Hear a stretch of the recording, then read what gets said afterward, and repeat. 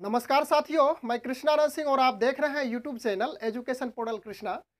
आज हम लोग इस वीडियो के माध्यम से पंचायती राज विभाग से जुड़े हुए एक महत्वपूर्ण खबर को लेकर के उपस्थित हैं।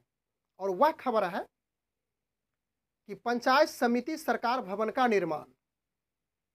तो पंचायत समिति सरकार भवन का निर्माण प्रत्येक प्रखंड यानी कि प्रत्येक ब्लॉक में होना है।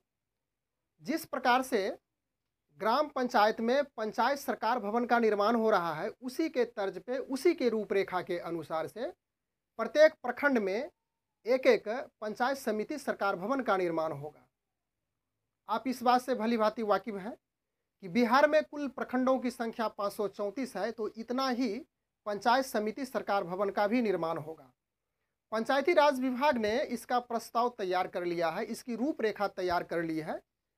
और उस पंचायत समिति सरकार भवन का जो डिज़ाइन होगा, किस प्रकार का होगा, कितनी राशि खर्च होगी, कितनी ज़मीन की आवश्यकता है, यह सब इस वीडियो में हम लोग समझेंगे और जानने का प्रयास करेंगे।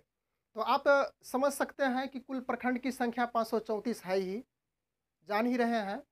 तो वह भवन यानी पंचायत समिति सरकार भवन 2 मंजिला होगा और उसमें कुल राशि 2.5 करोड़ यानी कि 2.5 करोड़ एक पंचायत समिति सरकार भवन को बनने में लगेगा।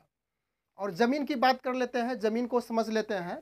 तो इतनी राशि से जो ज़मीन में बनाया जाएगा पंचायत समिति सरकार भवन, तो वह 1350 स्क्वायर मीटर है, यानी कि 1350 वर्ग मीटर की ज़मीन चाहिए। यानी कि इतने क्षेत्रफल की ज़मीन पे वह पंचायत समिति सरकार भवन का निर्माण होगा।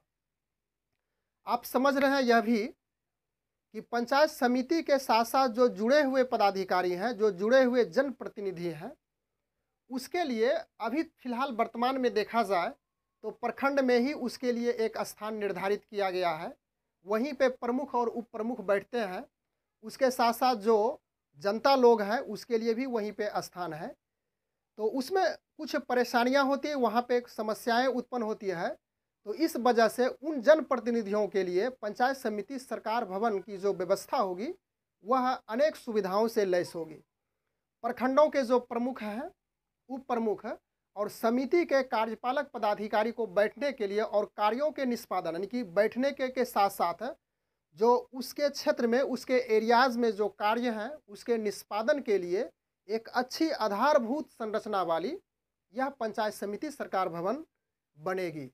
प्रमुख और उप प्रमुख के बैठने के लिए अलग अलग कक्ष होगा, यानी कि प्रमुख और उप प्रमुख जो समिति से जो चुनाव होता है प्रमुख और उप प्रमुख का, तो उसके लिए अलग अलग रूम की व्यवस्था होगी, अलग अलग कक्ष की व्यवस्था होगी। और समिति के जो कार्यपालक पदाधिकारी हैं उसके लिए बैठने के लिए भी अलग सुविधा होगी।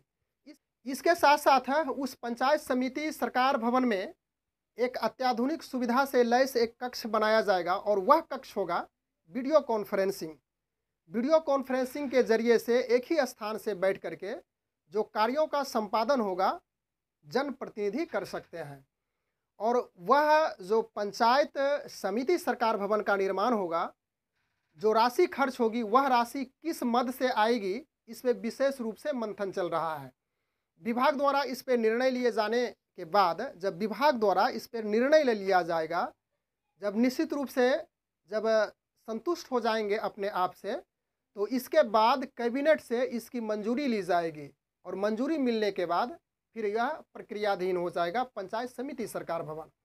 वर्तमान में प्रमुख और उप प्रमुख और उसके साथ साथ कार्यपालक पदाधिकारी को प्रखंड कार्यालय में ही स्थान दिया जा रहा है, लेकिन कहीं कहीं उनके लिए स्थान की असुविधा के कारण और उसे एक अपने शांत वातावरण में रहने के लिए जनप्रतिनिधियों को और उसके साथ साथ जो जनता है उसकी जो समस्याएं उसके निष्पादन के लिए एक अलग प्रकार की जो यह भवन का निर्माण होगा पंचायत समिति सरकार भवन, तो वहाँ से बैठ करके सभी के कार्यों का निष्पादन किया जाएगा। तो इस प्रकार से हम लोग इस बात को समझें कि उस पंचायत समिति सरकार भवन में अनेक प्रकार की सुविधाएं होगी।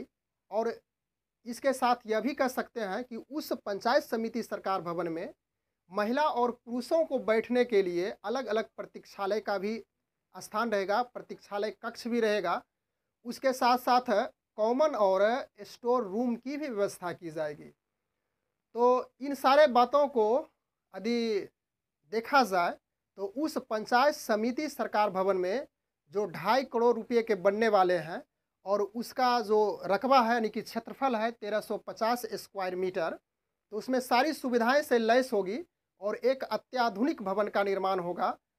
तो इस वीडियो के माध्यम से हम लोग लगभग इन सारे बातों को समझने का प्रयास किए और कब कैबिनेट से मंजूरी मिलती है और यह कब धरातल पर कार्य करना प्रारंभ करता है, ये तो आने वाले वक्त में हम लोग समझेंगे और इसको जानने का प्रयास करेंगे। तो बस आज के इस वीडियो में हम लोग इतना ही चर्चा के लिए आए थे। Thanks for watching. Good bye.